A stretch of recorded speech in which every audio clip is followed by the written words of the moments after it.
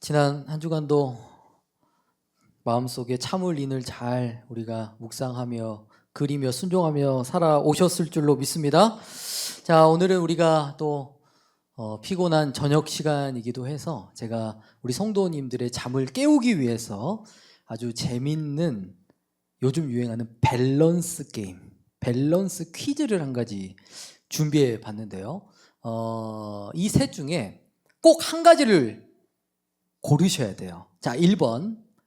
가장 싫어하는 직장 상사와 일주일간 함께 있기. 2번. 가장 말을 듣지 않는 자녀에게 300만 원 용돈 주기. 3번. 가장 친하지 않는 성도와 식사, 청소, 전도하기. 자, 딱 하나는 무조건 골라야 돼요. 자, 1번 손 들어 보십시오. 1번. 1번. 자, 내리시고. 자, 2번 손 들어 보십시오. 2번. 한 명도 없네요. 자, 그럼 3번 손 들어 보시죠. 3번. 예? 자, 아마도 이 셋 다 하기 싫은 성도님들이 우리 교회는 많으신 것 같습니다. 네, 저도 짧은 인생을 지금까지 살아오면서요. 인생에서 가장 힘들었던 일을 말해보려고 한다면 바로 원수 같은 사람과 함께 숨쉬고, 원수 같은 사람과 함께 밥 먹고, 또 원수 같은 사람과 동거동락하며 함께 일상생활을 하는 것, 그것만큼 세상에 힘든 일이 없더라고요. 저는 그렇습니다. 일이 워낙 정신없이 바빠서 제 몸이 힘들다던가, 아니면 업무의 분량이 너무나 많은 것은 얼마든지 감당하고 버틸 수가 있는데, 사람에게 받는 스트레스는요, 정말 감당하기가 힘들더라고요. 제가 군대에 있을 때만 해도요, 그 당시에는 부조리가 굉장히 심했습니다. 게다가 저는 이제 작전과 교육병, 행정병이었다 보니까 저희 행정반에는 거의 대부분 중위, 대위, 많게는 중령, 대령, 이런 장교분들하고 함께 업무를 봤는데요. 게다가 저희 부대는 워낙 행정 일도 많았을 뿐더러 또 진급에 욕심이 크신 장교분들이 너무 많았어요. 그러다 보니까 정말 야근을 밥 먹듯이 했고요. 그리고 사단에 어떤 중요한 전술 회의가 있다 그러면 그 기간 동안에는 하루에 20시간씩 책상에 앉아서 컴퓨터 작업을 했어야 할 만큼 저의 군 생활이 그닥 호락호락하지는 않았습니다.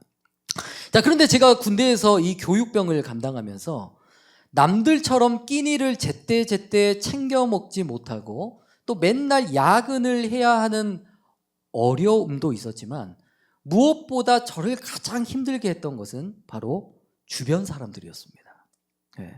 회사에서도 내리갈굼이라는 말이 있듯이 군대에서는 아무래도 내리갈굼이 더 심하잖아요. 그러니까 함께 업무를 감당하는 이 장교분들이요, 상급자에게 받는 스트레스를 고스란히 누구에게 다 풀어버려요? 일반 병사들에게 다 풀어버려요. 그런데 또 그걸로 끝나지 않고 장교가 선임에게 화풀이를 했어. 그러면 선임은 또 누구에게 화풀이를 해요? 또 그 후임에게 화풀이를 하고, 또 그 후임에게 내려가고. 그러니까 2차전, 3차전, 4차전이 막 벌어지는 거예요. 그래서 당시에 저희 행정반 분위기는요, 항상 초긴장 상태였어요. 왜냐하면 여기저기서 욕이 난무하죠. 죄 없는 병사들에게 화풀이를 하죠. 또 지금처럼 월급을 100만 원, 150만 원 주고 하라고 그러면 버티겠는데, 저 당시에는 병장 월급이 고작 10만 원이었거든요. 그래서 제가 군대에서 인간관계로 스트레스를 얼마나 많이 받았는지, 악성 치질에, 불면증에, 하여튼 건강이며 정신이며 온전한 곳이 하나도 없었습니다. 게다가 제가 군대를 전역한 지가 어느덧 14년이라는 세월이 흘렀는데, 그리고 그동안 제가 은혜를 받고 그리스도께서 저를 용서하심 같이 저도 아주 오래전에 그 원수들을 다 용서를 했습니다. 하지만 그럼에도요, 제가 잠을 자다가 군대에서 겪었던 그 상처와 트라우마가 지금도 한 번씩 끔찍한 악몽으로 정말 생생하게 제 꿈에 종종 나타나고는 합니다. 그래서 제가 군대에서 배워왔던 가장 큰 깨달음은요, 세상에서 가장 힘든 일은 원수와 함께 일하고, 원수와 함께 밥 먹고, 원수와 함께 동거동락하는 일이 정말 세상에서 가장 힘들고 괴로운 일이구나 라는 것을 가슴 깊이 깨닫게 되었습니다. 자, 그런데 사실 이것은 저만의 이야기가 아니라요, 요즘 시대의 사람들이 어디에서 가장 많은 스트레스를 받는가에 대한 순위와 리스트를 조사를 해봤더니 직장에서의 관계, 부모와 자녀와의 관계, 형제와의 관계, 믿었던 친구와의 관계, 즉 사람에게 가장 큰 근심과 고통과 스트레스를 주는 가장 큰 원인과 요인이 무엇이냐? 바로 사람과의 관계였다라는 것입니다. 자, 그래서 요즘 젊은 세대 가운데요, 청년들 가운데 아주 유행하는 신조어가 하나 있답니다. 자, 무슨 시대? 살코기 시대다. 자, 아래 무슨 뜻인지 읽어볼까요? 시작. 불필요한 인간관계는 최소화하고 관계를 맺더라도 필요한 것 이상 주지도 바라지도 않으며 혼자 시간을 보내는 것을 선호한다고 해서 붙여진 별명이다. 그러니까 저희 형수님하고 은솔이가요, 어제도 저희가 삼겹살을 구워 먹었는데 삼겹살을 구워 먹을 때마다 이 둘이 똑같이 하는 행동이 있습니다. 그 행동이 비계를 떼고 안에 있는 살코기만 먹는다는 거예요. 그러니까 마찬가지로 요즘 젊은 사람들이요, 그냥 관계 때문에 스트레스 받고 살 바에는 차라리 인생 혼자 사는 것이 훨씬 더 마음이 편하겠다. 이렇게 인간관계로 인한 스트레스와 고통을 받고 싶지 않다는 이유로 혼자 밥 먹고 혼자 여행을 다니고 혼밥, 혼술 이런 유행어가 있듯이 오로지 나 자신만을 위한 인생을 살아가려고 하는 모습들이 많이 나타난다라는 거예요. 자, 그런데 세상에만 이런 살코기 세대가 존재하는 것이 아니라 교회 안에도 점점 살코기 성도들이 많아지고 있다고 합니다. 물론 세상에서도 인간관계가 가장 힘들고 어렵겠지만 사실 교회 생활도 그렇다고 합니다. 교회 생활에서 여러분 가장 힘들고 어려운 게 무엇입니까? 사실 예배하는 거, 기도하는 거, 순종하는 거, 영적 생활이 어려운 것이 아니에요. 가장 어려운 것은 인간관계가 가장 어렵다고 합니다. 그래서 대부분요, 인간관계에서 시험을 가장 많이 받고요, 또 인간관계로 인해 믿음과 신앙이 무너지는 경우가 교회 안에 굉장히 많이 나타나고 있다고 합니다. 자, 뿐만 아니라 성도님들이 교회 안에서 관계의 문제로 더 큰 상처를 받을 수밖에 없는 이유가 있다고 합니다. 그 이유는요, 바로 우리의 생각 속에 그래도 교회 다니는 사람들이면 항상 선한 모습만 있겠지? 그래도 목사님 혹은 중직자들이라면 이분들은 늘 천사 같은 모습을 하고 있을 거야. 그래도 교회 사람들만큼은 나에게 상처나 스트레스를 주지 않겠지? 이런 기대 심리가 작용을 한다는 거예요. 하지만 사람은 기대가 큰 만큼 무엇도 크다고 하죠? 맞습니다. 기대가 큰 만큼 실망도 크다는 말이 있듯이 저 사람은 안 그럴 줄 알았는데 나에게 저런 말실수를 하네? 저 권사님은 안 그럴 줄 알았는데 나에게 이런 상처를 주네? 교회는 안 그럴 줄 알았는데 여기도 세상과 별반 다를 것이 없네? 그래서 요즘 교회를 멀리하는 성도님들의 가장 큰 이유가 인간관계 때문이라고 하더라고요. 왜냐하면 일주일 동안 직장에서 가정에서 안 그래도 관계로 인한 스트레스가 쌓여 있는데 교회에서까지 관계 때문에 스트레스를 더 이상 받고 싶지 않다. 더 이상 얽매이고 싶지 않다. 그래서 많은 성도님들이요, 실제로 교회는 다니는데 구역 모임은 끼지 않으려고 한대요. 또 교회 주일에 와서 예배만 참석하고 성도들과의 교제는 거부하려는 현상들이 요즘 많이 나타나고 있다고 합니다. 자, 그런데 여러분, 인간관계가 내 인생을 힘들게 한다고 해서 모든 인간관계를 내가 다 닫아버리고 고독하게 혼자 인생을 살아간다고 해서 그 인생이 행복할 수 있을까요? 실제로 미국의 브리검 영이라는 대학교에서 한 교수팀이 이런 연구를 실제로 했다고 합니다. 무려 약 30만 명을 대상으로 분석을 한 결과, 앞에 글을 한번 읽어볼까요? 시작. 친밀한 관계가 부족한 사람은 조기 사망 확률이 50%가 증가한다. 사회적 연결이 부족한 사람은 하루에 담배 15개비를 피우는 것만큼 건강에 해롭다. 무슨 뜻이에요? 혼자 사는 게 편하고 행복할 것 같지만요, 오히려 그럴수록 심리적 스트레스와 우울감이 더 크게 증가한다고 하고요. 게다가 사회적 관계가 적은 사람은 그렇지 않은 사람들보다 사망 위험이 약 1.5배나 더 높다는 결과가 나왔다고 합니다. 자, 그럼 우리 성도님들께서 이제 이런 질문이 생기실 수 있을 것 같아요. 아니, 목사님, 그러면 사람들하고 함께 사는 것도 스트레스, 나 혼자 사는 것도 스트레스, 사람과 함께 사는 것도 문제, 나 혼자 사는 것도 문제. 도대체 함께 살라는 겁니까? 혼자 살라는 겁니까? 그래서 이 질문의 해답을 오늘 말씀의 내용을 통해서 함께 나눠보려고 합니다. 자, 여러분, 모세가요, 하나님의 부르심을 받고 약 40년간 광야에서 많은 사역들을 감당을 했는데, 그렇다면 모세가 이 40년의 사역을 감당하면서 모세를 가장 힘들게 하고 또한 모세에게 가장 큰 근심과 스트레스가 되었던 요소가 여러분 무엇이었을까요? 물이 없는 것이었을까요? 아니면 아침에 남들보다 일찍 일어나서 하나님께 새벽을 깨워야 하는 고통이었을까요? 아니면 아말렉 혹은 미디안과 같은 이방 민족들의 핍박이었을까요? 아니면 저희 목사님, 장로님처럼 시시때때로 교회 건물을 유지 보수하기 위해서 사다리 차에 목숨을 걸고 올라타시고 또 옥상에 올라가서 고된 작업을 해야 하는 그런 사역들이 모세를 힘들게 했을까요?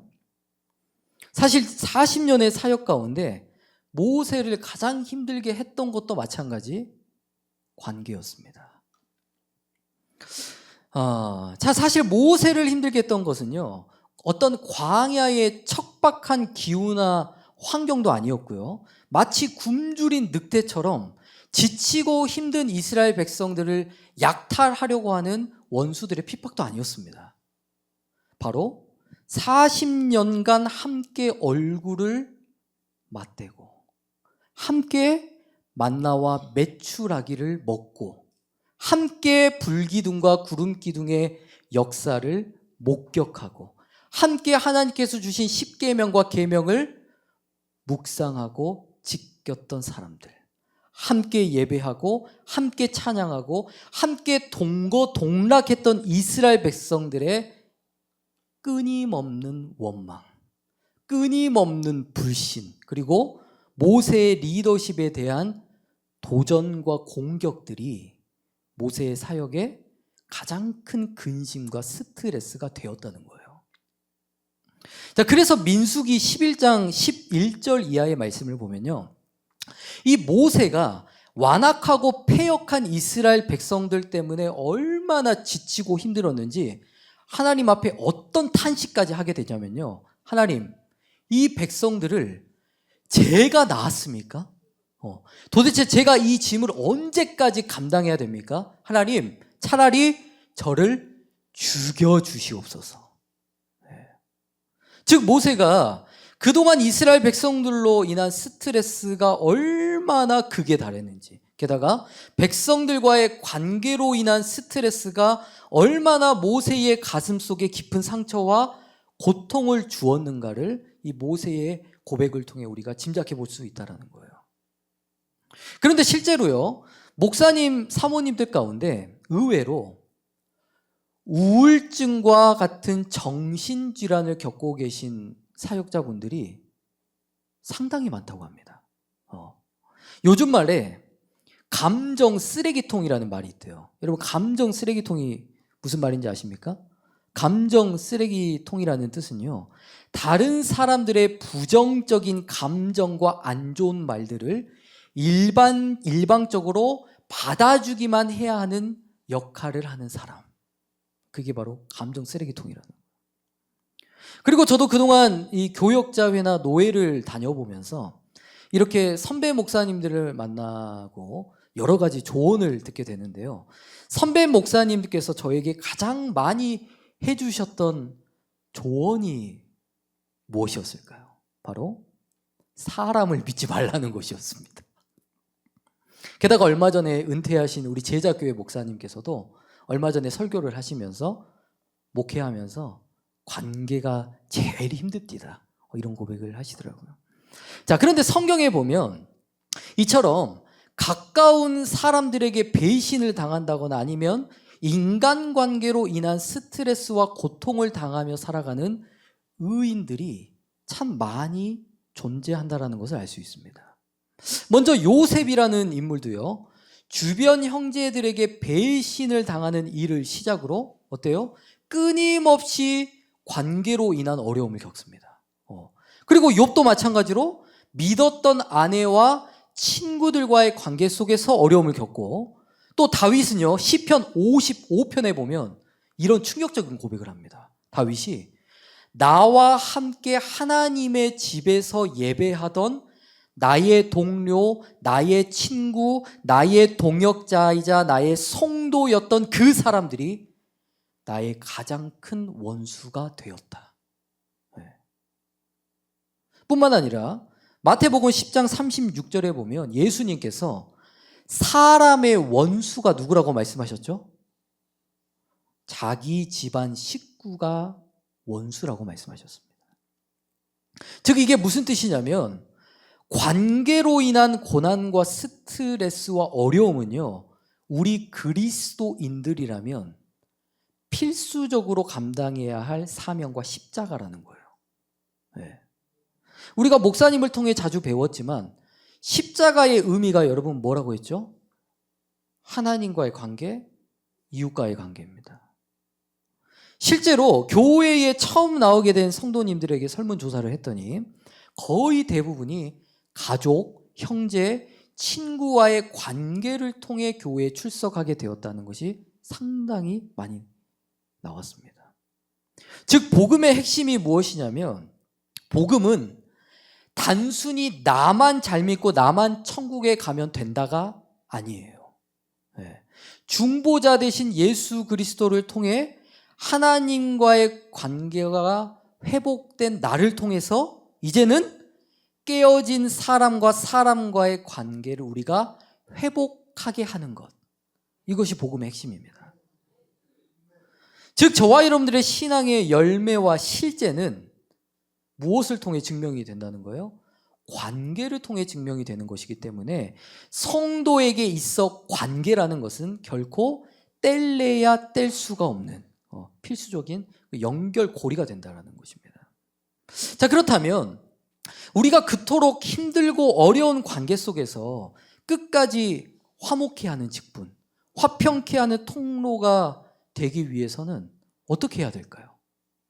어떻게 해야 원수들의 그 거센 공격과 핍박과 정죄에도 우리의 믿음이 흔들리지 않고 끝까지 낙심하지 말고 선을 행하라는 하나님의 말씀에 우리가 어떻게 하면 순종하며 나아갈 수 있을까요? 자, 우리가 지금까지 민수기 20장에 대한 내용을 계속해서 나눴는데요. 기억나시나요? 어떤 일이 있었죠? 민수기 20장에서 물이 없다고, 신광야에서 물이 없다고 이스라엘 백성들이 모세와 아론을 원망하고 공격했습니다. 그러자 모세가 이것을 어떻게 대응했죠? 패역한 너희여 들으라, 우리가 너희를 위하여 이 반석에서 물을 내랴. 그러면서 욕을 욕으로 악을 악으로 갚았고, 더 나아가서 하나님의 말씀과 뜻까지 거역하면서 결국 가나안 땅에 들어가지 못하게 되는 모습을 보게 되었습니다. 자, 그럼 민수기 20장에서 모세가 보였던 이러한 행동들은 하나님께서 원하시고 기뻐하시는 모습이 아니었다라는 거예요. 네. 자, 그런데 오늘 본문 민수기 16장에 보면 20장의 내용과 내용적으로는 조금 다르나 본질적으로는 아주 비슷한 사건이 등장을 합니다. 자, 1절, 2절을 읽어봅니다. 시작. 레위의 증손 고앗의 손자 이스라엘의 아들 고라와 루벤 자손 엘리압의 아들 다단과 아비람과 벨렛의 아들 온이 당을 짓고 이스라엘 자손 총회의 택함을 받은 자 주장 250인과 함께 일어나서 모세를 거스리니라. 아멘. 자, 어떤 사건이죠? 고라와 다단과 아비람과 온 그리고 250명에 달하는 족장들과 함께 당을 짓고 모세와 아론을 거스르고 대적하는 사건이 등장합니다. 자, 그리고 고라의 무리가 이어지는 3절에 또 이런 고백을 하는데요. 시작. 그들이 모여서 모세와 아론을 거스려 그들에게 이르되 너희가 분수에 지나도다. 회중이 다 각각 거룩하고 여호와께서도 그들 중에 계시거늘 너희가 어찌하여 여호와의 총회 위에 스스로 높이느냐? 아멘. 자, 고라의 무리가 모세와 아론을 향하여 뭐라고 공격합니까? 너희가 분수에 지나치다. 즉 너희만 잘났냐? 너희만 하나님께 택함받은 제사장이냐? 즉 이들은요, 하나님께서 세우신 모세의 권위와 하나님께서 세우신 아론의 제사장직을 극도로 시기하고 미워했다라는 거예요. 자, 그런데 여기서 놀라운 사실은요, 이 일의 주동자였던 고라가 있었죠. 여러분 혹시 고라와 모세가 어떤 사이인지 아십니까? 이 둘은요 사실 사촌지간입니다. 그러니까 모세와 아론의 입장에서 생각을 해보면 차라리 일면식도 없는 아니면 나와 어떤 개인적인 친분이 없는 다른 사람들이 자신들에게 악을 행하고 당을 지었다면 어느 정도는 납득이 될 수도 있었을 것 같아요. 그런데 가까운 일가 친척, 그것도 사촌 형도 아니라 사촌 동생이라는 고라가 가장 앞장서서 반란을 일으키고 자신들에게 악을 행했으니 어떻겠어요? 모세와 아론의 입장에서는 당연히 더 큰 충격과 상심을 경험할 수밖에 없었다라는 거예요. 자, 이처럼 우리의 신앙생활도 그렇습니다. 늘 우리의 마음을 격분시키고 우리의 마음을 가장 힘들게 하는 주체가 누구냐면요, 사실 믿지 않는 세상 사람들이 아니고요, 나와 일면식이 없는 사람들이 아니라는 거예요. 현재 나와 가장 가까이에 있는, 함께 출애굽을 경험하고 함께 한자리에 모여서 하나님의 은혜를 찬양하고 또 나의 속마음을 숨김없이 털어놨던 그 사람, 내가 그토록 의지하고 믿었던 그 사람이 오히려 내 마음에 가장 큰 상처를 남기게 된다는 것입니다. 자, 하지만 이어지는 4절에 보면 고라 무리의 이 반역에요, 모세가 어떻게 대응했다고 말씀합니까? 자, 4절 시작. 모세가 듣고 엎드렸다가 아멘. 자, 만약에 여러분 교회 안에서요 누군가 여러분들의 마음을 격분시켰어요, 여러분들의 기분을 팍 상하게 만들었어요. 그럼 보통 우리는 어떻게 반응합니까? 그 자리에서 척결시켜버려야겠죠. 내가 당신 때문에 기분이 상했다라는 것을 어떻게든 분노로, 짜증으로, 표정으로, 행동으로 다 표출을 시켜버려야 우리의 분이 풀리지 않습니까? 그리고 우리 교회는 좀 특이한 재미있는 습관 같은 게 있는 것 같습니다. 권사님, 내가 그렇게 하지 말라 그랬죠. 아이고 주여 주여 회개합니다. 예수비. 집사님, 제 일에 참견 좀 하지 마시라니까. 예수비. 실컷 상대방한테 분노하고 짜증은 다 내놓고 뒤늦게 후회하면서 예수비 그러는 거예요. 아니 상대방은요 이미 과다 출혈로 앰뷸런스에 실려서 지금 병원에 가고 있어요. 근데 걷다 대놓고 미안하다고 하면 소용이 있습니까? 사실 이런 행동은요, 내가 상대방의 다리를 부러뜨려 놓고 미안하다고 반창고를 붙여주는 것과 똑같은 것입니다. 하지만 오늘 본문에 모세는 어떻게 했습니까? 그 자리에서 그 즉시 분노를 표출하고 악을 악으로 갚았다고 안 했습니까? 뭐 했다고 기록했어요? 듣고 엎드렸다.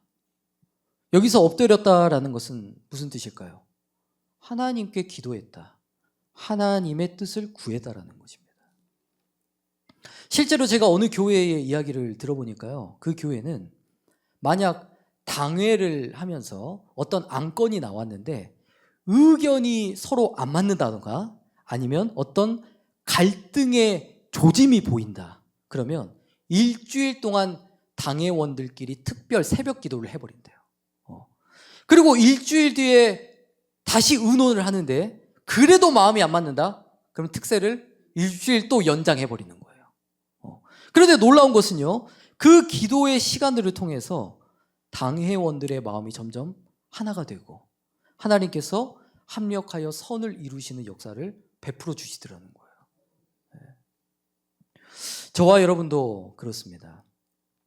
우리도요, 가정에서, 직장에서, 교회에서, 여러분들의 구역에서 또는 모든 삶의 자리에서 관계 때문에 억울한 일을 당하고 관계 때문에 상처를 받고 관계 때문에 스트레스를 받는 일이 생기셨다면 우리는 그럴수록 가장 먼저 하나님 앞에 엎드려야 합니다.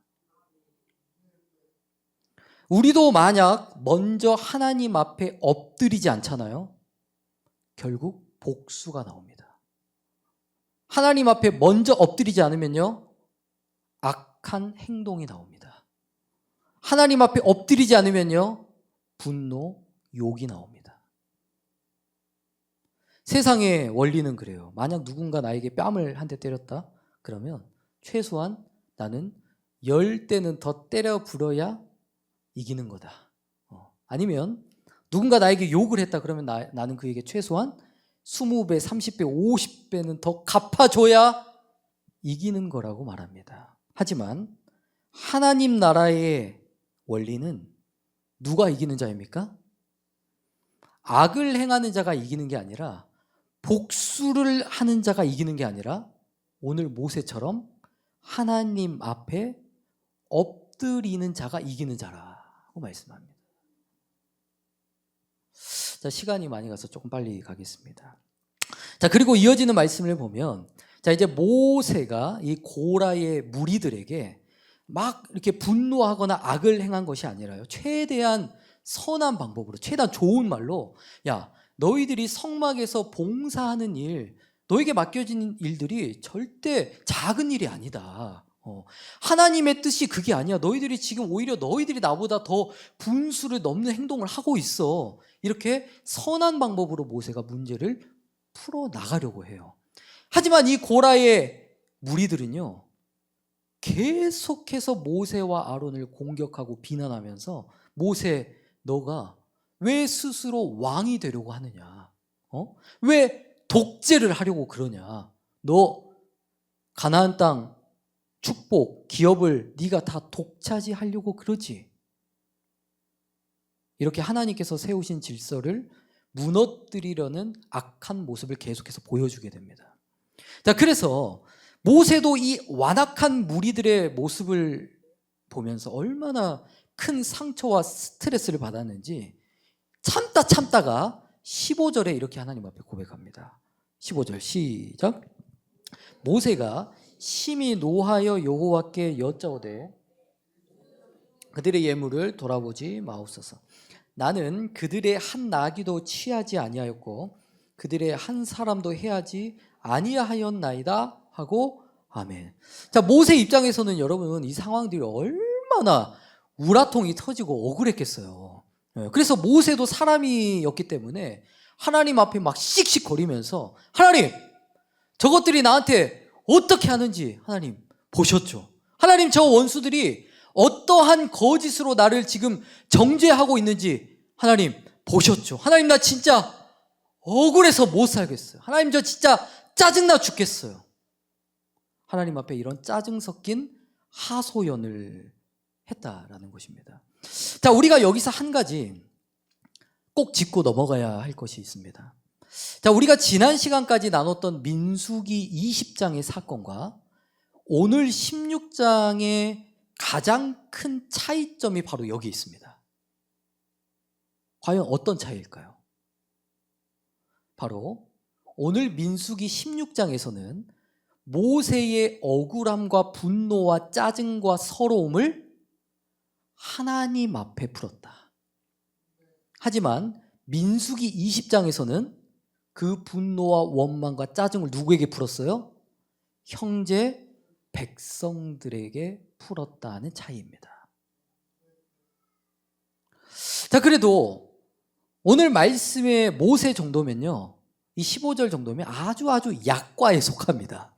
우리가 이 시편을 보면요, 다윗도 그 원수들의 핍박을 엄청나게 많이 받았던 사람이었잖아요. 그래서 다윗도 뭐라고 고백을 하냐면, 하나님, 저 원수들의 이빨을 꺾어버려 주옵소서. 하나님, 저 원수들의 눈이 멀게 하여 주옵소서. 저들의 인생이 아버지 하나님 짧아지게 하여 주옵소서. 이런 저주의 내용을 하나님 앞에 간구하는 모습들이 많이 등장하거든요. 자, 그런데 그렇다고 해서 하나님께서는 모세와 다윗에게 야, 왜 너희들까지 원망하고 자빠졌냐? 야, 나도 저것들 때문에 고라 저 무리들 때문에 나도 지금 미쳐 죽겠다. 근데 너희들까지 왜 나한테 짜증을 내고 그러냐? 야, 너 그 정도 신앙생활 했으면, 그 정도 자리에 앉아 있으면 참고 인내해야지. 어디 감히 질질 짜고 앉아 있어. 이렇게 말씀하신 적이 한 번도 없습니다. 즉, 하나님께서는 저와 여러분들이 그리스도인으로서 감당해야 할 고난이 얼마나 고통스럽고 어려운지, 우리가 의를 행하면서 선을 행하면서 악인들에게 당해야 하는 그 원수들의 정죄와 비판이 얼마나 우리로 하여금 억울하고 비참하게 만드는지를 하나님께서는 그 누구보다 깊이 공감하고 이해하고 계신다는 거예요. 그러나 하나님께서는 우리 마음에 품고 있는 그 원통함과 비참함과 억울함을 옆에 있는 가족, 자녀, 형제, 성도 또는 원수들에게 그 분노를 표출하고 그들을 해치는 것만큼은 절대로 용납하지 않으시겠다는 것입니다. 왜요? 그럼 결국 우리도 똑같이 악을 행하고 죄를 범하고 남을 판단하고 정죄하는 오만한 자리에 앉게 될 수밖에 없기 때문입니다. 자, 그래서 로마서 12장 19절에 이런 말씀이 있어요. 시작. 내 사랑하는 자들아, 너희가 친히 원수를 갚지 말고 진노하심에 맡기라. 기록되었으되 원수 갚는 것이 내게 있으니 내가 갚으리라고 주께서 말씀하시니라. 아멘. 오늘 모세와 아론 앞에서 반란을 일으켰던 고라와 무리들의 죄는요, 누가 갚았습니까? 모세가 분노하지 않아도, 모세가 악을 행하지 않아도 하나님께서 그 죄를 심판하시고 갚아주셨습니다. 모세가 한 일은 다른 것이 없어요. 어떻게 했습니까? 하나님 앞에 엎드리고 하나님께 기도하고 하나님의 말씀과 뜻에 전적으로 순종한 것뿐입니다. 오늘 우리에게도 이러한 결단과 순종이 있기를 축복합니다. 자, 다음 말씀 읽겠습니다. 시작. 애통하는 자는 복이 있나니 저희가 위로를 받을 것이며. 아멘. 자, 우리가 인생을 살아가면서 또는 신앙생활을 감당하면서 오늘 모세처럼 사람에게 어려움을 당하고 원수에게 정죄를 당하고 인간관계 속에서 억울한 일을 당하는 것은 이상한 일이 아닙니다. 우리가 하나님의 자녀로서 마땅히 감당해야 할 사명과 십자가입니다. 하지만 우리에게 너무나 위로가 되는 것이 있어요. 앞에 말씀을 보니까 그 애통한 마음, 그 억울한 마음, 그 비참한 마음을 가지고 누구 앞에 나오라는 거예요? 하나님께 나오라는 거예요. 우리의 수고하고 모든 무거운 짐진 것들을 사람에게 풀지 말고 하나님 앞에 다 맡겨버리라는 것입니다. 그리하면 우리 주님께서는 여러분들이 가지고 있는 모든 슬픔과 고통을 주님의 손으로 위로하시고 그 자리에 의와 희락과 축복, 화평의 그 축복을 반드시 허락해 주실 줄로 믿습니다. 그래서 오늘 우리가 예배 전에 제가 왜 누군가 널 위해 기도하네라는 찬양을 불렀냐면 바로 오늘 말씀의 주제가 그랬기 때문이에요. 다시 한번 불러볼까요? 당신이 지쳐서 기도할 수 없고 눈물이 빗물처럼 흘러내릴 때 주님은 아시네 당신의 마음을 사랑으로 감싸주시네. 사실 저와 여러분들이 가지고 있는 마음의 상처와 눈물은요, 세상 그 누구도 남편이라고 할지라도 아내라고 할지라도 내 배에서 낳은 자식이라고 할지라도 솔직히 여러분과 같은 구역 사람이라고 할지라도 그 누구도 이해하지 못하고 위로해 주지 못합니다. 오직 주님만이 우리가 가지고 있는 원통함을 평강으로 바꿔주시고 누구에게도 말하지 못할 나의 억울함과 슬픔과 눈물을 찬송과 감사와 기쁨으로 채워주시는 분임을 믿습니다. 혹시 오늘 이 자리 가운데 오늘 모세처럼 사람 때문에 원수 때문에 인간관계로 인해 근심하며 신음하며 고통당하고 계시는 분들이 계십니까? 그 애통하는 마음을 가지고 하나님께 나아가시기를 축복합니다. 하나님의 위로와 사랑이 여러분들의 영혼을 감싸주시고 또 그리스도의 사랑으로 회복된 그 사랑으로 충만한 여러분들을 통하여서 이제는 여러분들의 가정과 자녀 그리고 이 교회가 반드시 회복되게 될 줄로 믿습니다. 기도하겠습니다. 하나님 아버지